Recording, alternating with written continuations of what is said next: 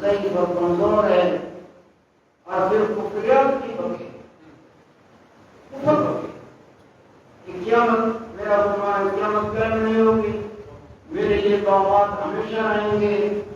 اللہ پاک کو ناراضگی ہوئی اور جل گئے، ہلاک ہو گئے، اور اللہ تعالیٰ نے اور پھر وہ افسوس کرتا تھا، افسوس کے ہاتھ ملتا تھا، اور پھر اس کے بعد دنیا کی مثال اللہ پاک نے دی، مثل الحیات دنیا کا مثل موائل، کہ دنیا کی مثال یہ ہے۔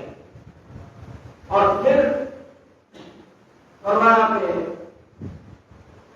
اس کے بعد شیطان ابلیس کا ذکر ہے کہ اللہ پاک نے فرشتوں کو فرمایا کہ آدم کا سجدہ کرو، الا ابلیس، مگر ابلیس نے سجدہ نہ کیا، کان من الجن ففسق عن امر ربہ۔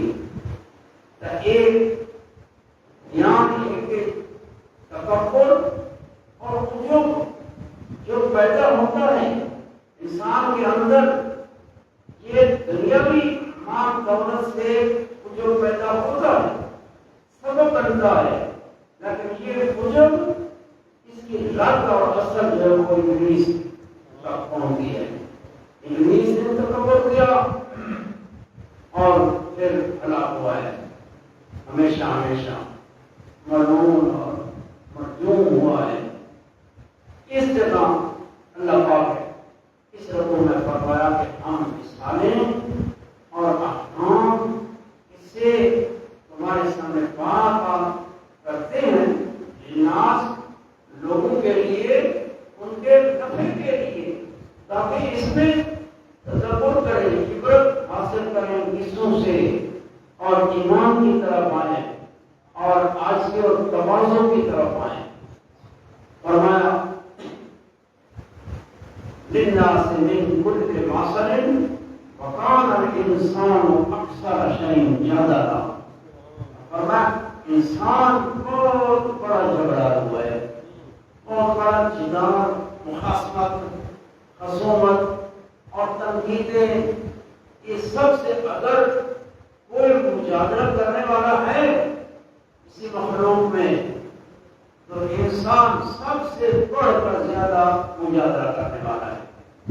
انسان اکثر شیء جدلا، انسان کے مجادلے ہیں۔ جب اللہ پاک نے نبی بھیجے تو انسان نے کہا ما انتم الا بشر مثلنا، تو ساری مثل بشری میں یہ مجادلہ ہے، تو ساری مثل بشری میں لو شاء اللہ لانزل علینا الملائکہ، اگر اللہ تعالیٰ چاہتا تو ہماری طرف فرشتے بھی نازل کرتا، فرشتے نبی اور رسول آتے ہمارے پاس، تو ہمارے جیسے بشر ہو، جس طرح ہم نبی رسول نہیں ہیں تم بھی نہیں ہو، بشریت کو منافی نبوت کے قرار دیا، میں جو بشر و رسول ہو سکتا ہی نہیں، یہ جھگڑا لو۔ اور پھر قرآن مجید میں جدال کیا، جھگڑا کیا، قرآن مجید کے متشابہات کے در پائے ہوئے، محکمات کے اندر، ناسخ منسوخ کے اندر، اور یہ جو جھگڑا ہے انسان کا خصومت جدال ہے، یہ اللہ پاک فرماتا ہے یہ سب سے زیادہ جھگڑا یہ انسان ہے۔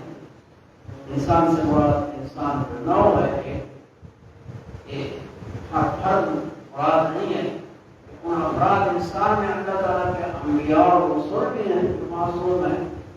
یہ انسان کی طبیعت کے اندر اور فطرت کے اندر رکھی ہوئی چیز ہے کہ انسان جھگڑا کرتا ہے، جدال کرتا ہے، خصومت کرتا ہے، حق جو سنتا ہے اس میں بھی کوئی نہ کوئی کھوج نکالتا ہے، کمزوری نکالتا ہے، اور اس میں کوئی نہ کوئی اعتراض اور تنقید کا پہلو گوشہ نکال کے طرز کرنے کی کوشش کرتا ہے۔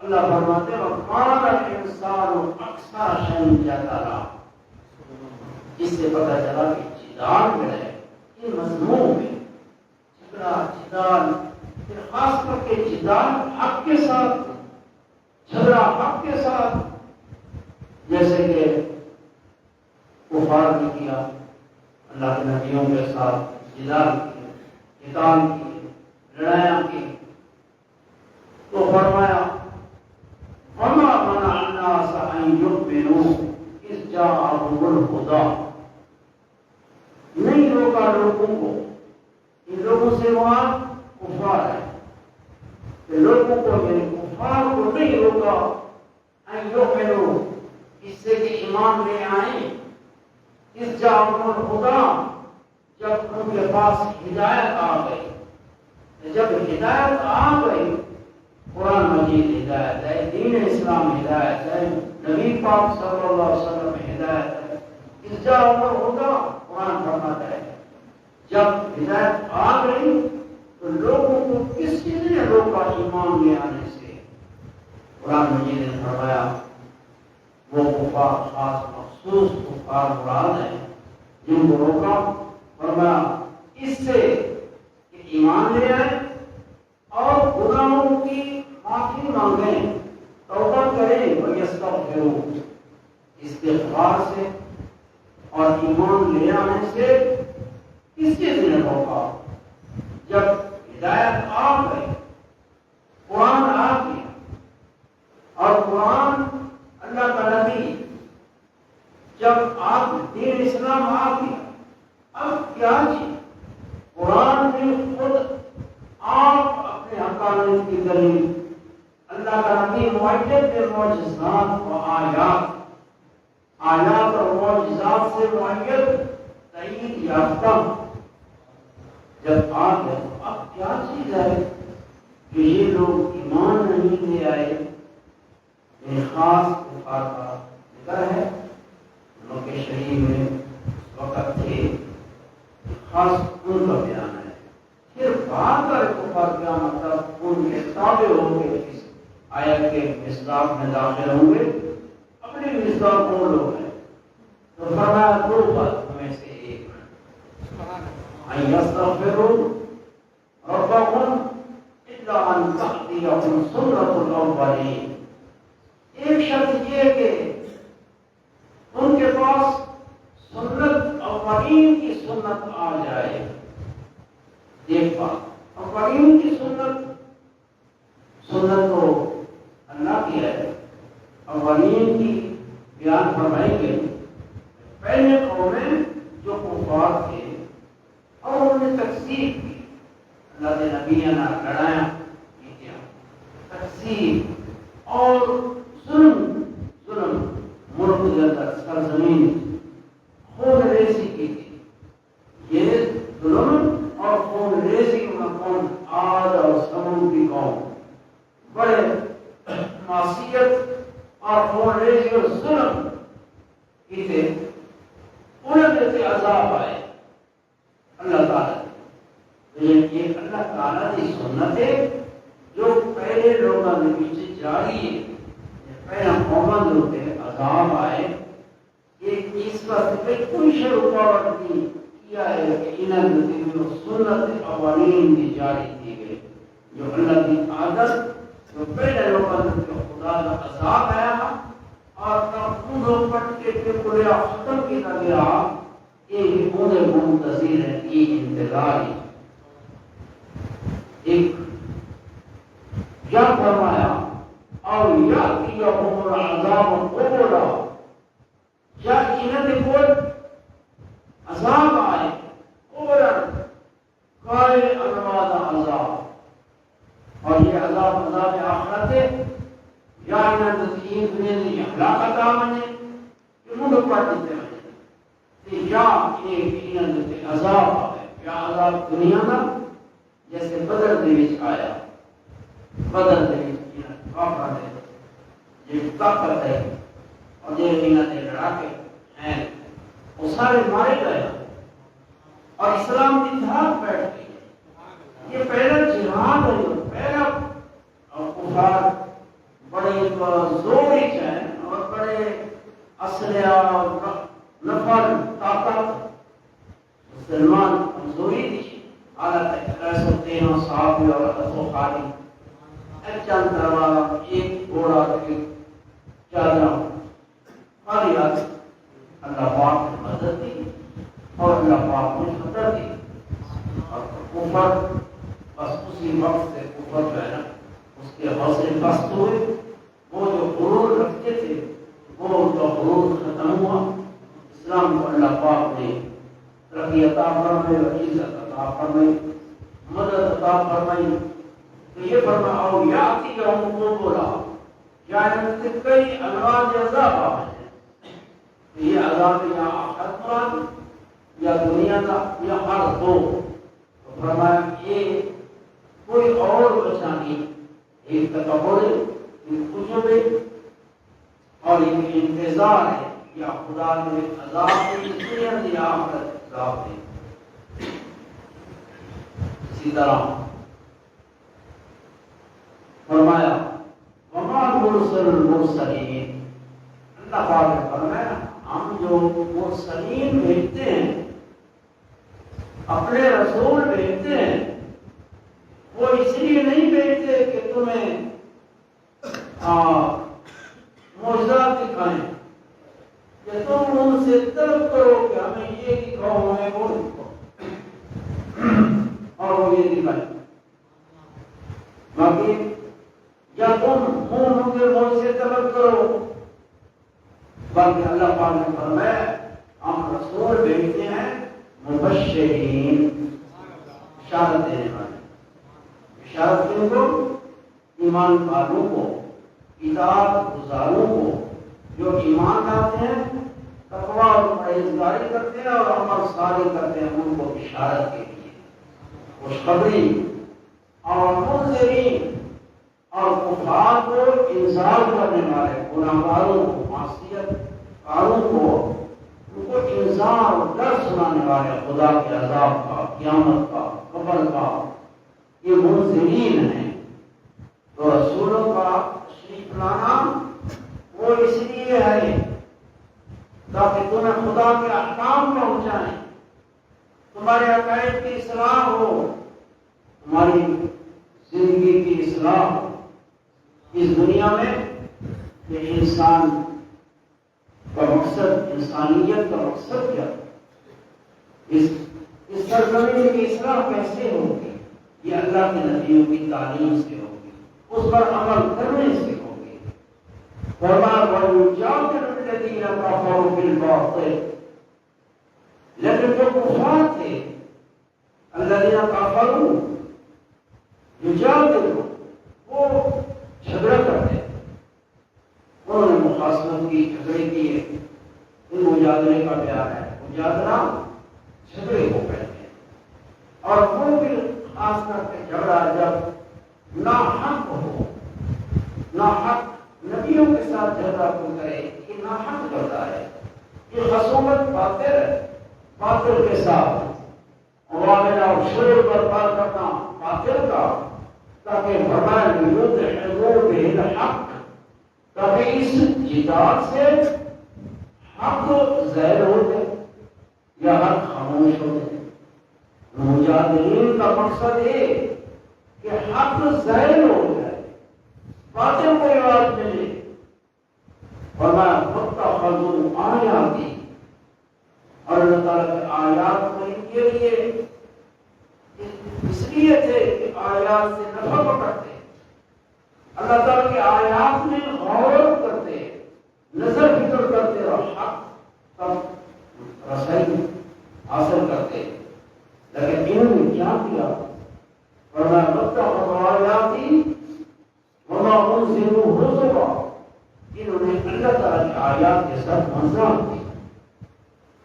مجادلین کفار نے اللہ تعالیٰ کی آیات کے ساتھ مذاق کیا، اور آیات کے ساتھ آیات وہ ہیں، یہ آیات کی جو آفاقی آیات ہیں اس میں غور فکر نہ کیا، اور جو آیات ہیں اللہ تعالیٰ کے قرآن مجید کے آیات، مجادلین کفار نے آیات کے ساتھ استہزاء کیا، وما انذروا ہزوا، اور اس سے استہزاء کیا، جس سے انذار کیا گیا، ڈرائے گئے، یعنی عذاب سے۔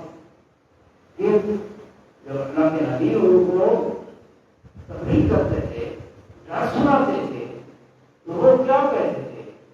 اللہم ان کان ھذا الحق فامطر علینا حجارۃ من السماء۔ اگر جس دن وعید سنیں گے اللہ کے نبی، وہ کہتے کہ ہوئے سر سے آویں، وہ عذاب ہوئے آویں۔ اللہ کے نبی کو جواب یہ دے دیتا ہوں کہ جس عذاب کا سنے دے ہو، جو عذاب آخرت عذاب آسی، وہ ہوئے آویں۔ اگر حق کی میں سچی میں آویں اللہ سر، یہ مجادلہ اور کس طرح اللہ کے نبیوں کا کفار نے ایسے ایسے مجادلے کیتے اور ایسے ایسے استہزاء اور مذاق۔ اللہ پاک نے فرمایا ومن اظلم، اور کون ہے سب سے بڑا ظالم؟ ومن اظلم، اظلم کون ہے؟ یہ استفہام ہے تقریری، یہ بندہ سب کو بڑا ظالم ہے جس نے یہ صفات ہے۔ ومن ممن ذکر بآیات ربہ، جس کو اللہ تعالیٰ کے آیات سے واعظ کیا جائے، نصیحت کی جائے، ذکرہ تذکیر کیا جائے، یہ آیات ربہ، اللہ تعالیٰ کے آیات کے ساتھ اس کو نصیحت کی جائے۔ قرآن مجید کے ساتھ قرآن مجید کے آیات پڑھ کے اس کو نصیحت کی وجہ، نصیحت خیر خواہی ہے، یہ اس بندے کے لیے خیر خواہی ہے۔ جب نصیحت کی وجہ کو فاعرض عنہ، اللہ پاک فرماتا ہے کہ سب سے بڑا ظالم یہ شخص کہ پھر وہ اعراض کرے، روح گردانی کرے، اللہ تعالیٰ کی آیات سے منہ پھیر دے۔ ومن اظلم ممن ذکر بآیات ربہ وأعرض عنہا، جب وہ اللہ تعالیٰ کی آیات سے اعراض کرتا ہے، پیٹھ پھیرتا ہے، پہلو پھیر لیتا ہے، سنتا ہی نہیں، تو جب سنتا ہی نہیں تو پھر ان آیات کے معنی میں تدبر کیا کرے گا؟ یہ بہت دور کی بات ہے۔ تدبر تو ہوتا ہے کہ القسمہ وہو شہید، کان رکھے، دل حاضر کرے، اللہ تعالیٰ کے آیات اور نصائح کو سنے، اس سے نصیحت حاصل کرے، اور پھر آیات کے اندر غور و فکر کرے، پھر اس کو حاصل ہوگا قرآن مجید کے اثرات اور قرآن کے وہ علوم حاصل ہوں گے جو ظاہر سے مزید آگے حضور کی طرف ہیں۔ یہ ان لوگوں کا خاصہ ہے جو قرآن مجید کے اندر غور کرتے ہیں اور قرآن مجید کے ساتھ ادب اور اس کا علم حاصل کرنے کے لیے کوشش کرتے ہیں کہ جو اعراض کرے قرآن مجید کی آیات سے، اس سے بڑھ کر اور کوئی بندہ ظالم، اللہ فرماتا ہے ظالم نہیں ہے، یہ سب سے بڑا ظالم ہے۔ منع کیا اور بقا کو بندہ بھول کیا، ادھر اعراض کیا، روح گردانی کی، آگے فرمایا ونسیا ما قدمت یداہ، اور وہ بندہ جو گناہ کر چکا ہے پہلے، وہ ان گناہوں کو بھول گیا، گناہ کر چکا، کفر کر چکا، ظلم کر چکا ماضی میں، اب وہ بھول گیا کہ اس کو ان گناہوں کا کوئی خوف خطرہ نہیں ہے۔ ونسیا ما قدمت یداہ، یہ بندہ سب سے بڑا ظالم ہے۔ ونسیا ما قدمت یداہ، اللہ فرماتا ہے کہ اِنَّا جَعَلْنَا عَلَىٰ قُلُوبِهِمْ، بے شک ہم نے ان کے دلوں پر اقیلتاً پردے ڈال دیے، ان کے دلوں پر پردے آ گئے. انا جعلنا ہم نے ڈال دیے. انا جعلنا علی قلوبہم ایک تفسیر ہے انا جعلنا اعمالہم علی قلوبہم. اعمال تقیے کفر معصیت ظلم یہ گندے اعمال کہ یہی اعمال ان کے دلوں پر پڑ گئے اور یہی اعمال اور ان اعمال کی نحوست ان کے قلوب پر پڑی. قلوب دل مسح ہو گئے اور یہ ان کے لیے پردہ بن گئے. پردے سے مراد یہ محسوس پردہ نہیں ہے جیسے پردہ بندہ کرتا ہے پردہ ڈال دو تو ماں بڑا نظر نہیں آتا یا اس پردے سے کوئی آگے نہیں نفوذ کر سکتا. تو دلوں پر یہ محسوس پردے نہیں ہیں, یہ مانوی پردے ہیں اور یہ مانوی پردے اندھیج کے پردے ہیں کہ دل اندھے ہو گئے اور دل مردہ ہو گئے. کلا بل ران علی قلوبہم ما کانوا یکسبون. یہ ران جو ہے دل کی موت اور ختم تباہ جو اللہ پاک کے قرآن مجید میں اور مقام پر بھی ذکر فرمایا ختم اللہ علی قلوبہم کہ اللہ تعالیٰ کے دلوں پر مہر مارے. یہ مہر اس طرح نہیں کہ جبری فرقہ ہے کہ بس اصل اپنے پاس ہے سارا تو کوئی اختیار ہی کوئی نہیں. اللہ تعالیٰ چاہتی کا آسان عمل کرے سو کہ اللہ تعالیٰ نشاست کے پاس قائم ہے. آئے اللہ جل شانہ ہوئی انسان کو اختیار دیا ہے. انسان عبث مخلوق نہیں ہے اور انسان فاعل ہے, فاعل مختار ہے. جو کام کرتا ہے اپنے اختیار سے کرتا ہے اور یہ اختیار سے کام کرنا یہ قدیم مسئلہ ہے, کوئی نظری نہیں ہے, واضح ہے, روشن ہے. ہر بندہ سمجھتا ہے کہ انسان فاعل مختار ہے, سمجھتا ہے کہ مجبور ہے. مجبور ہے جو سر کم دے, ہاتھ کم دے, سر کمتا ہے, ہاتھ کمتے ہیں, اس کے بس میں نہیں ہے. راشنے کی بیماری ہے, یہ جبر ہے اور یہ اس کے بس میں نہیں ہے. اب جو بندہ کام کرتا ہے اگر نیکی کرتا ہے بھی اختیار سے کرتا ہے, جو برائی کرتا ہے اختیار سے کرتا ہے. اللہ تعالیٰ نے اس کو قدرت, قوت, دماغ, عقل, جوارح, اسباب عطا فرمائے. اب وہ کہے کہ میں مجبور ہو گیا, روٹی کے لیے مجبور نہیں ہے, لوٹتا ہے لیکن عمل کے لیے میں مجبور. ایک طریقہ ہے شکریہ ویسے ہی جو ہے ایک فرقہ بھی جبریہ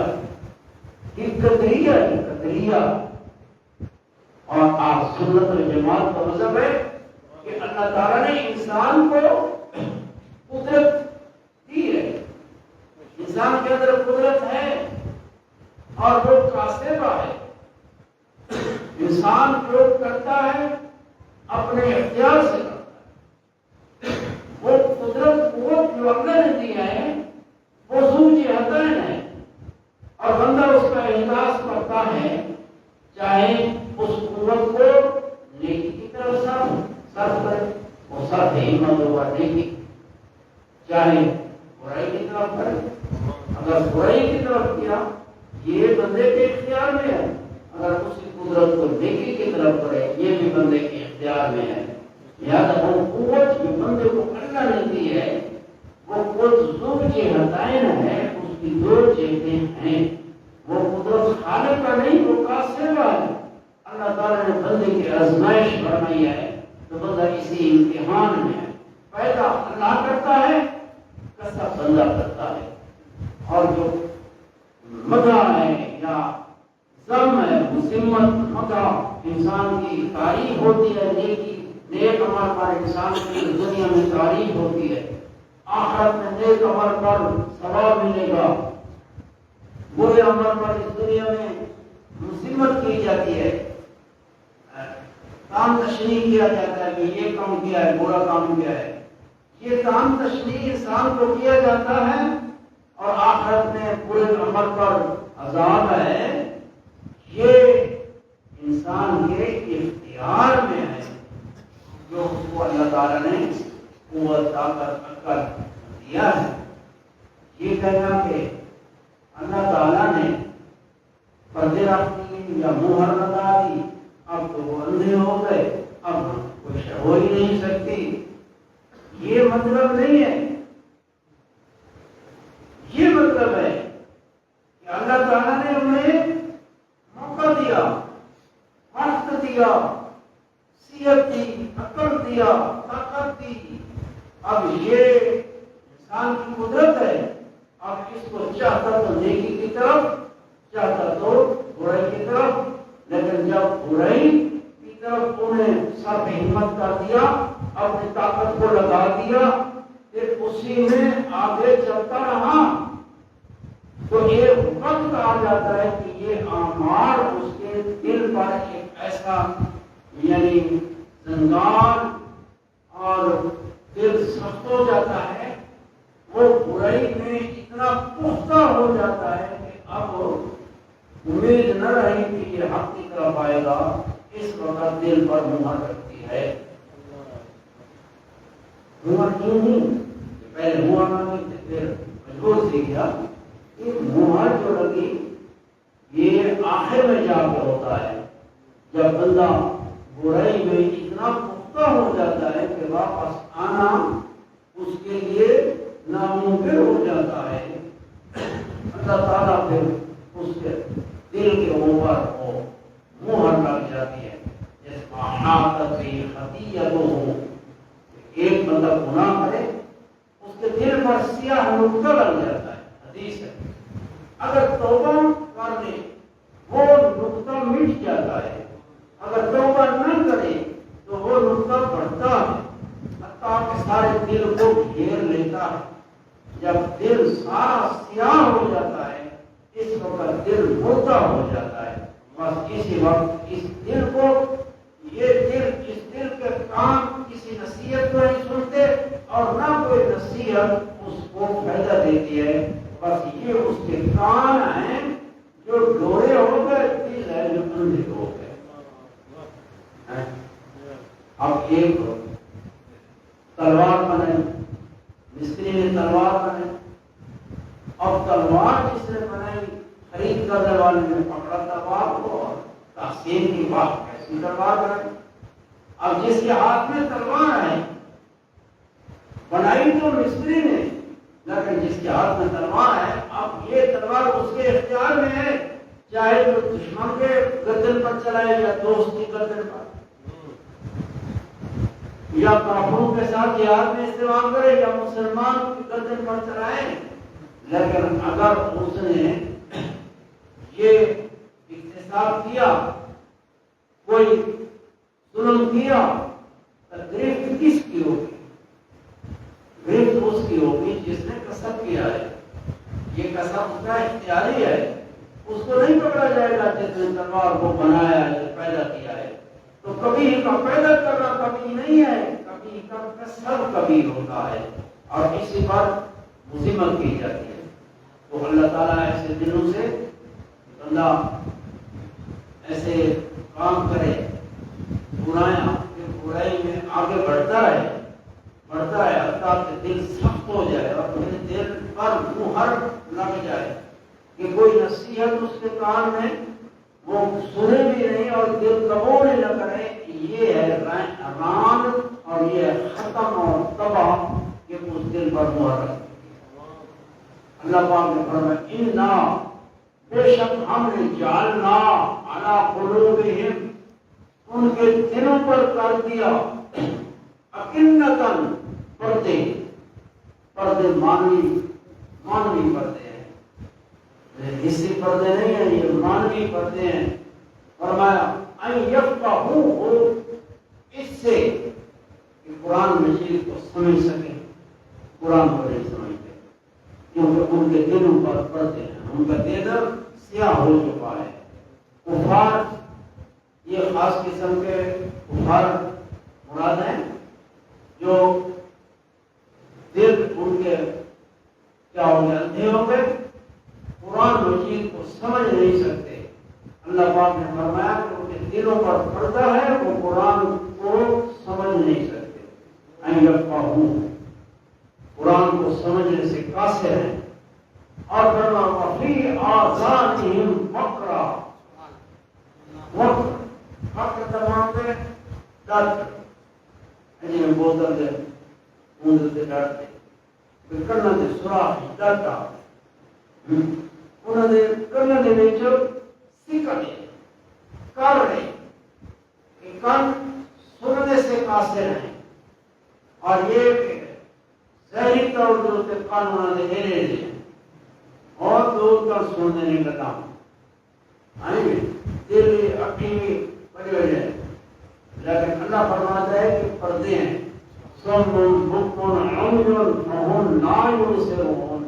وہ مانوی پردے ہیں، وہ مانوی فقر سکھ رہے جو اسی طور سے ٹھیک ٹھاک ہے، لیکن مانوی فقر سکھ رہے. انہوں نے کن حق کو نہیں سن سکتے، حق کو دل فاہم نہیں کر سکتے، ادراک نہیں کر سکتے، نفع نہیں پکڑ سکتے. ان وجہ کیا ہے کہ فرمایا برائیوں میں، کفر میں اور گناہوں میں اتنے پختہ ہو چکے ہیں کہ اللہ تعالیٰ نے ان کے دلوں پر مہر لگا.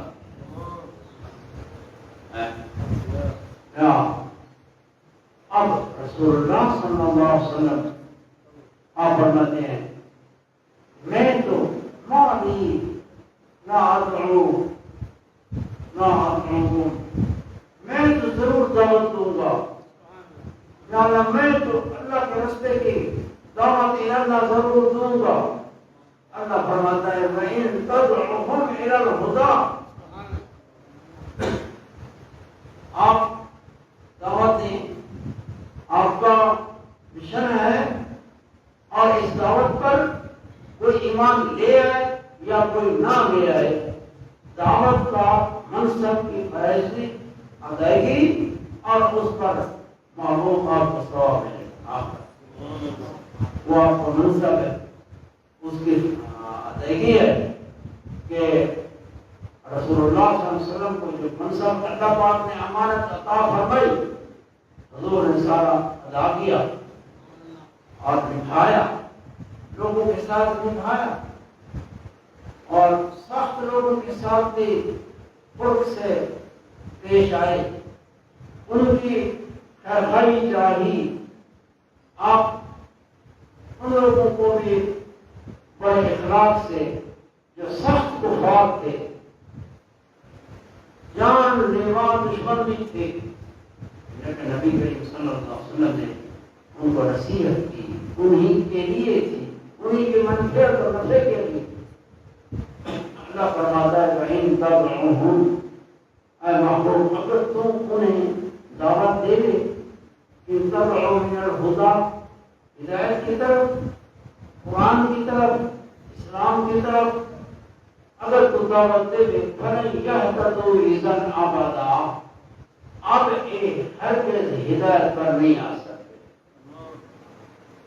یہ خاص کفار کی بات ہے جو مخصوص کفار تھے، جیسے ابو جہل جو کفر پر مرے، نبی پاک صلی اللہ علیہ وسلم کے ساتھ مجادلے بھی کرتے تھے، لڑائیاں بھی کرتے تھے، حضور اللہ کی دعوت پر اللہ کرتے تھے، اور اللہ نے فرمایا کہ ان کے عمل اتنے خراب ہو چکے ہیں کہ اعمال ان کے دلوں پر زنگار لگ چکے ہیں، بس کوئی مہر بن گئی ہے، پردے بن گئے ہیں.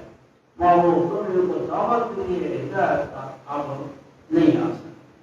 یہ اللہ کی علم اور تقدیر اور قضا کہ جو فیصلہ اللہ تعالیٰ نے ازلی فیصلہ، تو ان کے حق میں اللہ پاک نے یہ خبر دی کہ معروف کو دعوت بھی کرو، لیکن یہ ختم ہو چکی ہے، ان کے دلوں پر مہر لگ چکی ہے. فَلَن يَهْتَدُوا إِذًا أَبَدًا، تو اللہ تعالیٰ سمجھنے کی توفیق عطا فرمائے. تو مال اور دولت یہ سبب تکبر کا بنتا ہے، لہذا اس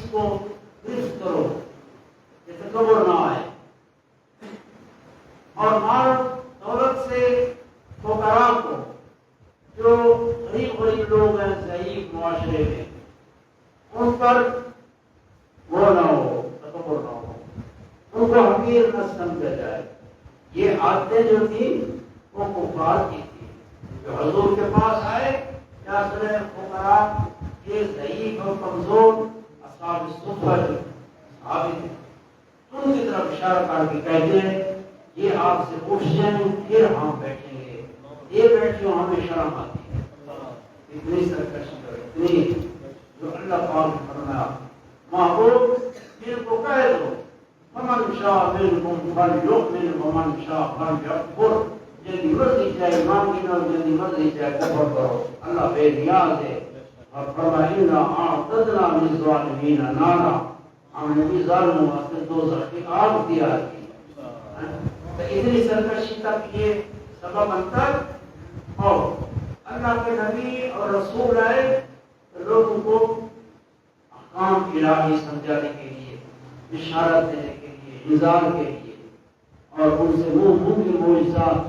اسی طرح اللہ تعالیٰ کے نبی کی امت میں جو علماء ہیں وہ اس لیے نہیں آئے کہ تمہیں کرامتیں دکھائیں، اس لیے نہیں آئے کہ ان کو کوئی ایذا دے کہ وہ ہلاک ہو جائے، یہ اس لیے نہیں ہے، بلکہ وہ اس لیے خاص نصیحت کے لیے آئے ہیں۔ وہ اس لیے نہیں ہے کہ زحمت بن کر کہ کوئی ان کو ستائے تو ان پر عذاب آ جائے، بدگوئی دیں۔ اور اللہ کے نبی رحمت للعالمین ہیں، نبی کی امت کے اولیاء اور علماء کو بھی اسی سے رحمت دلائے کے حصہ ہیں۔ وہ لوگوں کو یہ امید نہیں کرنی چاہیے کہ ہم کرامتیں دیکھیں یا ہمیں کوئی شوق بازی ہو، بلکہ ان سے وہ حاصل کریں جو نبی پاک صلی اللہ علیہ وسلم نے عطا فرمایا۔ قرآن مجید ہے، اس کے احکام ہیں، اور نصیحت کی بات کو قبول کیا جائے۔ وآخر دعوانا الحمد